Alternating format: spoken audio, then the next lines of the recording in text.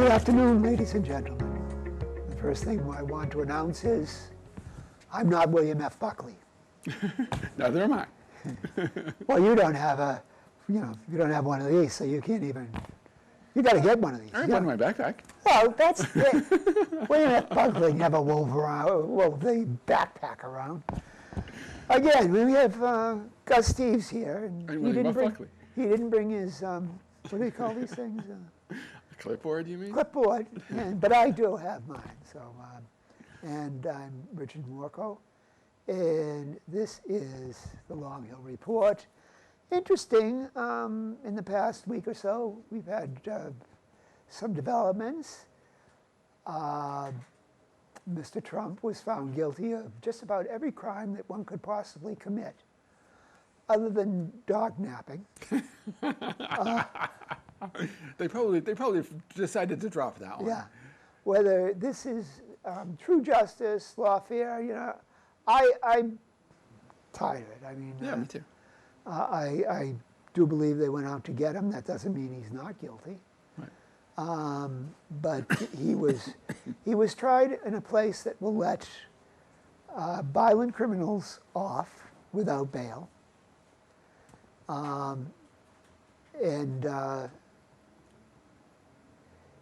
He paid the price for being on the wrong side of history. I don't know. I think it was basically selective justice. Over the years, he has done everything he can to throw everything back in the face of our American oligarchy. And I don't like him. I think he's a dirtbag personally.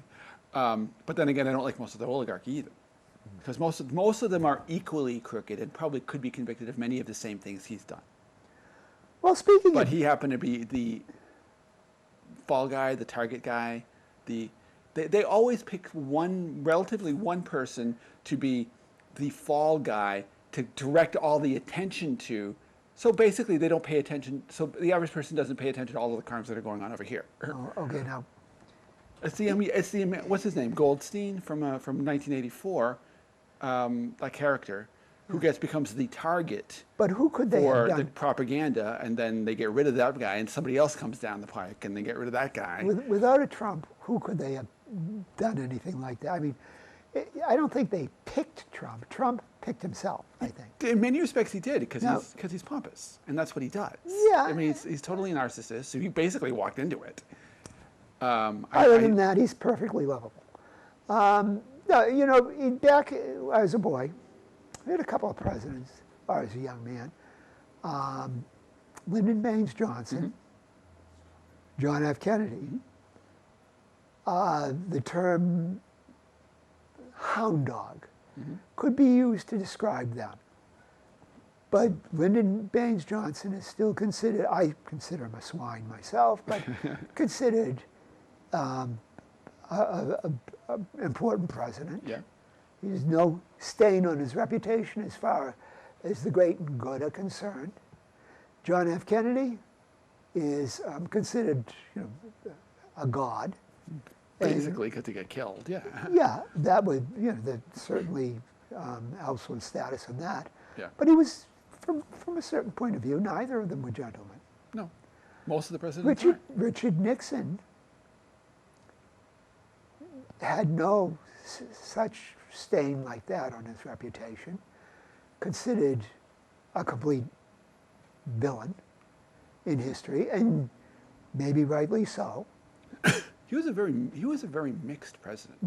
He did some very surprisingly liberal things when it came to environmental issues and civil rights issues. This is the point. But he was also almost fascist when it came to the way he used the FBI. Wait a minute. Somebody was fascist in the way they used the FBI? The difference now is the FBI is fascist in the way they're using the government. This is true, too. Have you ever read Caitlin Johnstone? No, I've never. Of course I hear. You've read it, okay. Well, she had a very recent column either today or yesterday, specifically describing the U.S. government as a war enterprise that pretends to be a government, basically, rather than a government that runs constant wars. I read that. And I think it's a pretty accurate description at this point. Essentially.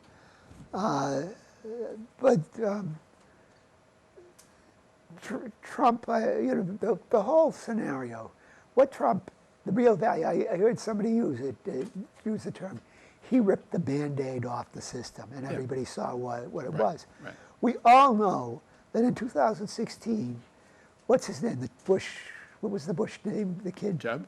Jeb. Yeah. Was supposed to get nominated and then lose gracefully to the first goddess woman president. And that was going to be the whole scheme, and maybe later on another Bush would be president. But this was going to be the first glorious woman president. Not that it matters that she's villainous in her own right. Right. That was the scenario that was decided among the great and good. It does seem that way. Not great, not so great, not so good, I might say. Right. But Trump, as I said, ripped the Band-Aid off, and everybody felt pain, and they were going to get him. And you're right, Trump is no gentleman. He's a lowlife in many, many ways. Yeah.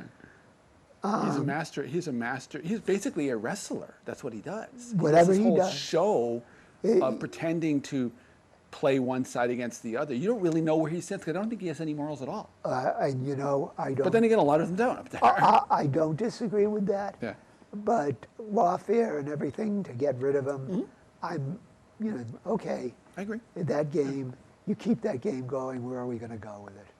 Well, the problem is they've been doing that for a long time. The law has been used as a weapon whenever the powers that be can. But everybody knew what was going on before that. Well, this was not supposed.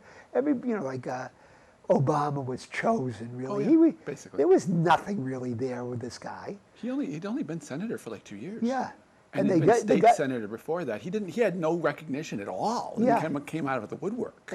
And you go to say, oh, well, too bad we don't have Obama. You say to most people who will say that, name the 5 accomplishments of Obama, and you'll see a vacant stare. Well, so they'll often say the ACA, but that's because they don't really look at what the ACA has done. You say, well, propped up the insurance companies at the expense of the people. You say to them, how about Libya and the destruction of Libya? Yeah. They'll look vacant stare. Oh, well, but that was Hillary and the girls. Our foreign policy gets ignored by and large for the most part. Yeah. Because the American understanding of foreign policy stops at the ocean. Well, in every country, it really probably does. Joe Blow and Judy Blow, if you want, go to work in the morning, or raising the kids. How much time do they have to devote? You're kind of like me, nerdish in this. I won't deny that. Yes. That's it. And so to expect all of American humanity to really, really be doubling down on this, which is why I came up with an alternative, and I propose it, and it's going, of course, nowhere. Alternative, what can people do? What can they know? They can know their neighbor. They can know the general population in their area. And that's it. In many cases, that's true. I mean, you look at it many historically, that's cases, what it is. Name in many cases where it's not true. I basically agree with you. Yeah. Okay. I mean, various people can know various numbers of people, but you only know a certain number really well. Yeah. And I think one of the issues, I think we have a slight disadvantage in our country because of the fact that we have borders on oceans on both sides. Whereas in some parts of the world, like in Europe, I think you're more inclined to be at least somewhat more aware of what's going on in other countries, because you could almost practically walk across the border and talk some other language. That's why they have never had wars and never had fascism in Europe. Oh, because they had neighbors and they could, I didn't say it was necessarily entirely a good thing. I'm saying that because those things certainly did happen. There were wars and fascism, and they were overrun by wars for centuries. There's no question about that. But I'm just saying, I think on average, you would have a better opportunity to understand the neighbors if you took the effort to do so. Well, whether or not you do is a different matter. There again, it doesn't. Going beyond your village is really a 20th century and 21st century phenomenon. That's true. It is. So to say that you had a better chance in Europe might be true to a certain scale. But boy, could they screw things up? true. I like that we have oceans on both borders because I would like to think that maybe someday we bring home all our troops and Navy, and we better bring our Navy home That would be nice. pretty quickly, because you heard about the USS Eisenhower. Yeah. Yep. Um, It's a little unclear exactly well, what happened. they're not, But nothing is made clear. Nobody's No, saying, of course not. hey, we've got the whole story. yeah, Well, by design. Of there's a course. guy, I think his name is Steeves too. He's Asian, but I think he's American Asian. And he, several months ago, Mhm. he wrote about how vulnerable surface ships are. Oh yeah, they very much are, especially the like missiles and but what they're, they call drone swarms and stuff like that. Yeah, but absolutely. they're vulnerable to the Houthi, Ah. not to the Soviet Union. They are vulnerable to the not the Soviet Union, the Russians. Yeah. Well, They're they're vulnerable vulnerable to to them the too, but I Chinese. know what you mean. Yeah. And of course their ships are too to Yeah. us. But what's you put all your money in the Navy? Mm-hmm. Okay, you know, I wish I'd invested in the beginning, and knowing it's going to go cropper, Yeah. I'd be a wealthy man. But I suspect someday it's going to go cropper. I think it probably sooner rather than later. I mean, I think I may have mentioned this in previous at one point. John Michael Greer. I think I may have mentioned his name. He wrote a book called Twilight's Last Gleaming, maybe 10 years ago. The basic premise of that is that the U.S. finally comes to realize just how screwed up our foreign policy is, because we wander into a war in Tanzania. Okay, where the opposing forces are backed by the Chinese, and one of the things that really brings it home is a drone swarm or a swarm of small missiles or whatever it is. I can't remember exactly. Sinks one of our carriers. And that really brings it to the publicity of that, really brings it home that we are in serious trouble. And the ultimate end of the story is it goes to the U.S. ends up withdrawing its troops and bringing people home what they can, and then the country ends up breaking up. In some cases violently, in some cases not, depending on where you are in the country. I think it's deflating the empire, and this is an empire. It is, absolutely. Deflating the empire would have its chancy moments, It would. and it is scary. And the problem is, and I guess the question really is, I mean, it could go really well, but it could go to the point where the people who want to maintain the power realize that they have no chance of maintaining it and say, to hell with it, fine. If we're not going to have it, none of you are either. And then they turn it into World War III. That would obviously be the worst extreme. And there's a whole bunch of possibilities in the middle.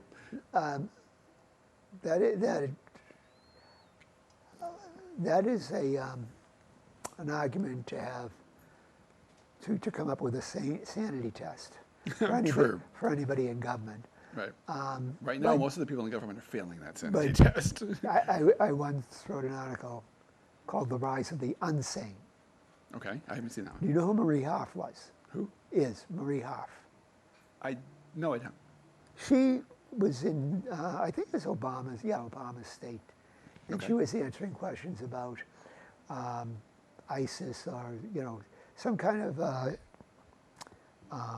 Islamic warriors. Okay. And she said, she's answering questions. Yeah, we're killing a lot of them. But you know what? It's jobs. I mean, we got to get them jobs. I said, What? I said, wait a minute. What? When they blow up, they go and do the suicide bombing. Uh-huh. They are not yelling, "I want a job at Goldman Sachs." No. Yeah, they're yelling, "Allah Akbar." Yes.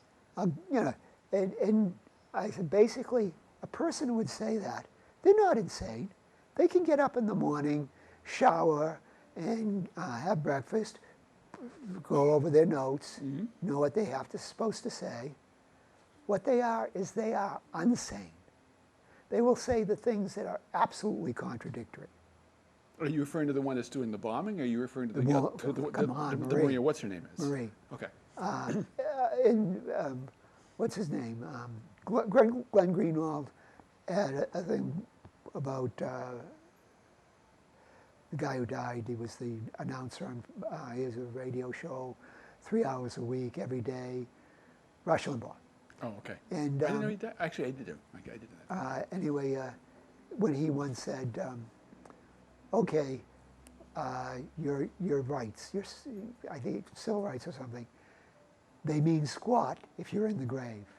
This is true. That makes sense. It is true, but this is the guy who's saying freedom. Freedom is worth fighting for. Freedom is worth dying for. Your civil rights mean nothing if you're in the grave. Unsane. Guy made millions. Well, money often makes people insane. Well, but I mean, he had it together to keep a show going until the last few months of his life.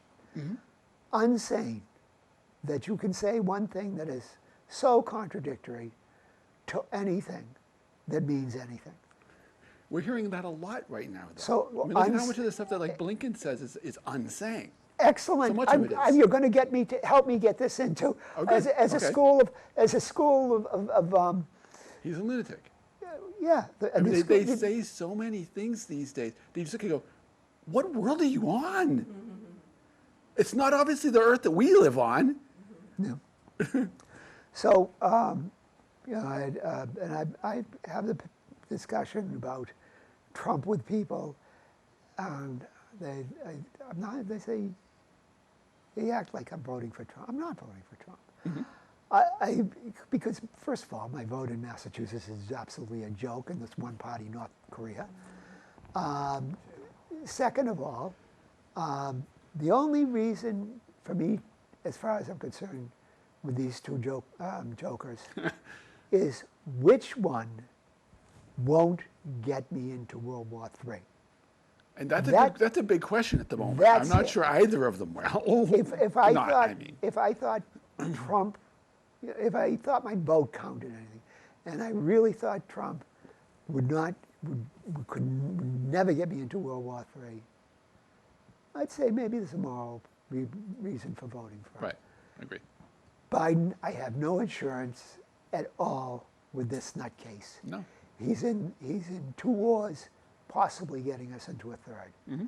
And well, you can call 2.5 because we are at war with the Houthis. And the Houthis, like the North Vietnamese, like the Taliban, don't look like they'll give up. Why would they? Right. They're home. They're defending their country. Why would they? Trump, I read a list of all the people he's getting money from. And Sheldon Adelson's widow is really fronting it. And the list also had other people. So he's definitely not going to be for peace in the Middle East. Oh no, neither is Biden. I mean, they're both getting money from the same group of people. They may not be exactly the same names, but the same crowd. Oh, well, you ought to go into your, there's a thing that comes up now and again on Twitter or whatever it's called now. Check out how much money your congressman gets. Oh yeah, it's ridiculous. From AIPAC. Oh yeah, I've seen. So it. yeah. I mean, as last I checked, I think all of the senators get AIPAC money, and like 3/4 of the congressmen do. I don't think Rand Paul gets it. It could be all. I don't think Rand Paul gets it. I'm pretty sure Thomas Massey doesn't get it. I don't know. Last I saw, almost all of them did, but there may be exceptions. Yeah, I mean, it's bought and sold. Oh, no question about that. And what's interesting is that they make such a big deal of claiming Trump, the whole Russiagate thing from 2016, saying that a foreign power basically bought him. How is the situation right now with Israel not a foreign power buying our government? Well, that's obvious. Exactly the same, and it's more blatant. Because the 2016 it was fictional. Yeah. They've shown that the actual amount of influence Russia had, even through social media and all that stuff, was minuscule. Yeah. But there's a huge amount of influence coming from Israel right now. It's blatantly obvious. It's all over the newspapers. Yeah. So how is that not corruption? Of course it's corruption. Of course it's corruption. You're talking to, of course, the chairman, I know. You chief say that. executive officer, and only member of the Neutralist Association of the United States. Wherever that. You say that every time. And I ask everybody, prove me wrong. Don't have to. I agree with you. Well, you haven't signed up. We've got the $10,000 plan. You can easily access that. I don't have $10,000. Name a price. We I can give deal. you 10 cents maybe. Sold. Second member, you had to open your mouth. You're stuck now. Anyway, so today, I believe, is a big, big special day. Everybody is on TV. You haven't, I don't I watch. pay no attention to television, so I don't know. It's also on radio. It's the anniversary of the D-Day. Oh, greatest D-Day, thing that yeah. ever happened, D-Day. Right. And D-Day was a big thing. Yeah. And well, certainly all the airborne troops were volunteers for that. I don't know if everybody who was involved with it was a draftee without choice, but it was quite a bloody affair. It was a mess. And from what I've read, there was some doubt at first whether or not they would end up getting just pushed off the beach. Oh, well, That's what happens anytime you have a beach landing. Well, one of the reasons they didn't get pushed off the beach. And the same day, Operation Bagration, I don't know if it's pronounced, started, and one other Soviet operation. Mm-hmm. Like as not, troops that could have been rushed to Normandy had to be used to fight off the Germans. I mean, the Russians, Soviets. yeah. The Soviets. Well, by then the Germans were already losing in Russia.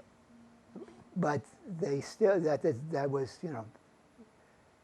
had they been able to push the troops into the ocean, because they could bring up reserves, because there was not an Operation Bagration. Oh yeah, well, They might have. theoretically, yes. They couldn't. I don't think they could have won the war, but they certainly might have been able to stop if there was no allies on Europe, Western allies on Europe. They might have been able to stop and get at least some kind of break in the East. Probably not. Probably not. With two fronts, it sealed it, though. We don't have actually, the argument. Actually, they had three, because they already had the front coming in from North Africa through Italy. To Italy, yeah. Because my grandfather was on that front. Okay, that's true enough. But Yeah. there's I don't know if you hear the guy. He's Max Boot. Uh-huh. His father, Alexander Boot, said that what the Allies should have done was not invade, not push up, but push up through Italy and let Russia get completely destroyed before they came on to Europe to defeat the Germans. And that might have worked. Okay.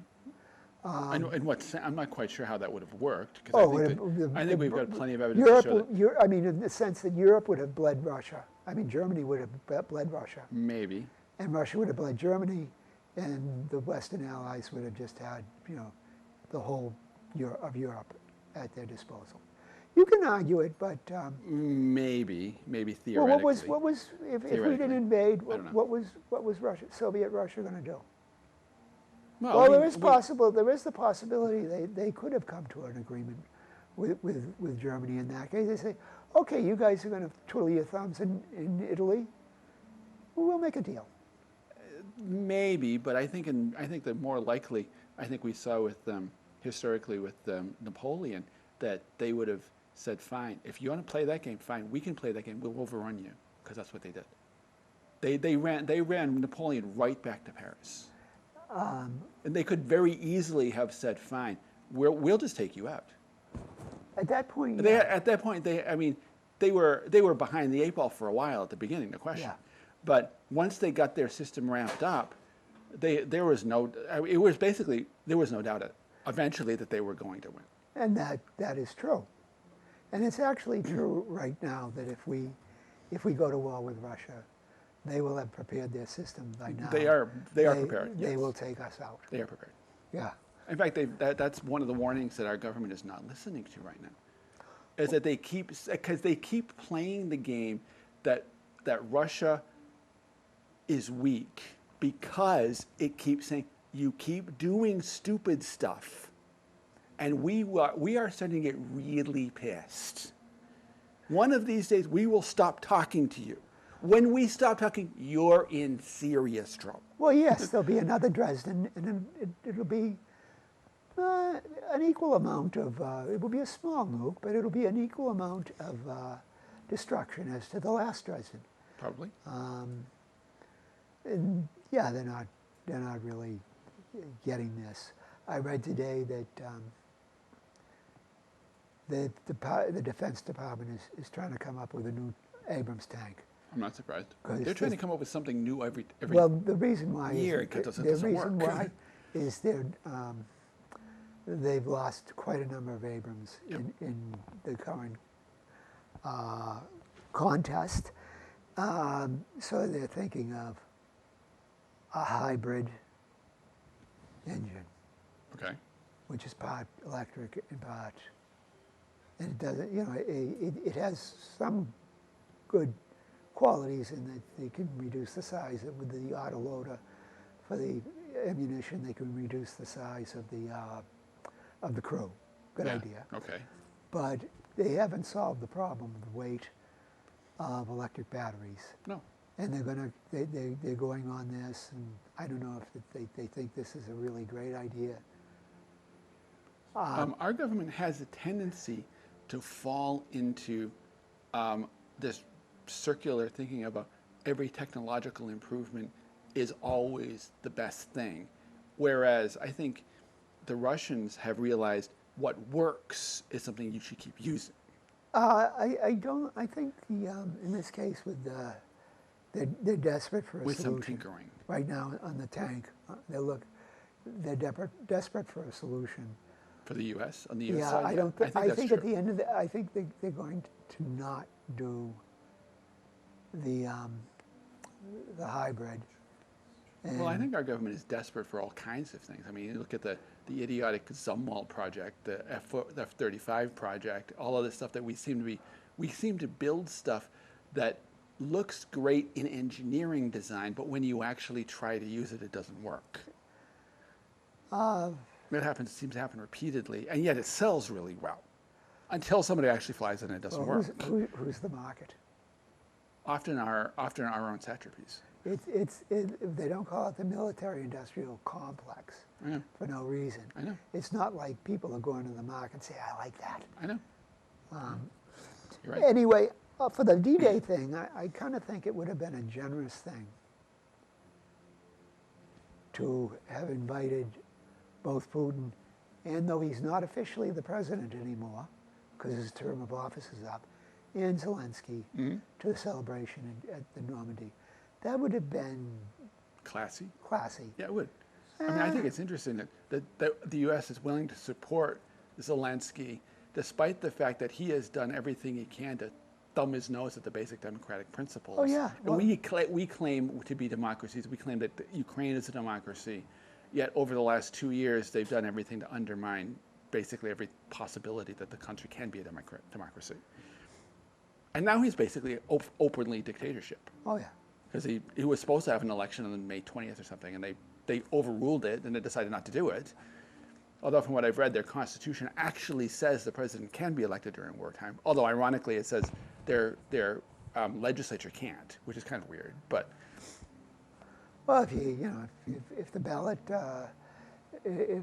polling booth, polling station is going to be bombed, kind of adds a degree of difficulty to you. this is true. I mean, I make it a point Yep. not to go. The polling places are going to get Polling blown up. places Yeah. where I think a drone might be coming. Yeah, right. That's a rule. And That's a pretty wise rule, yes. I think our audience out there, we're coming to the end, and If you think a drone is going to hit your polling station, we on the Long Hill Report grant you permission not to vote. But if you do and you survive, Good luck for you. whatever. This has been the Long Hill Report. Gus Steeves has joined Richard Morchoe, and we hope to see you again next month. Have a good weekend.